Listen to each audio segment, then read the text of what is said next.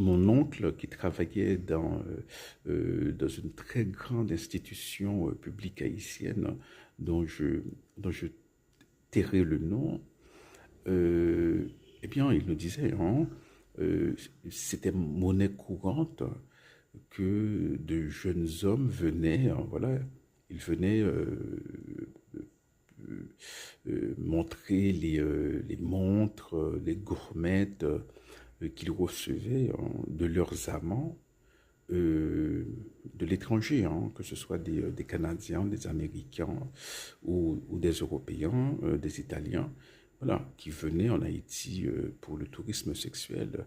Et, euh, et voilà, c'était c'était comme un second job hein, pour beaucoup de jeunes, hein, voilà, à l'époque. Et beaucoup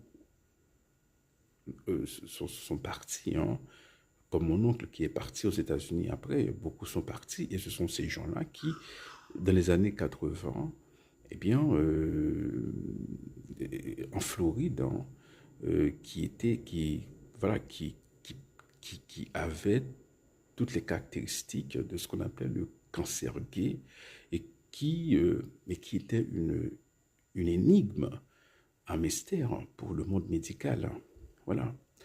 Et ce qui est très intéressant, c'est que l'homme qu'au départ, on a identifié comme le patient zéro, c'est-à-dire supposément la première personne à avoir donné le sida, avoir, voilà, je sais pas, apporté le sida dans le monde occidental, parce qu'on sait scientifiquement que le sida vient des forêts du Cameroun, hein, pas le sida, alors le VIH, et que le VIH a toujours existé. Hein.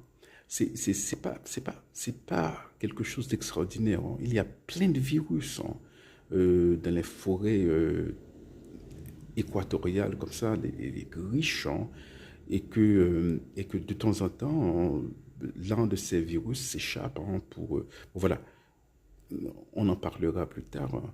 Donc, euh, oui, donc on se posait la question, pourquoi Haïti? On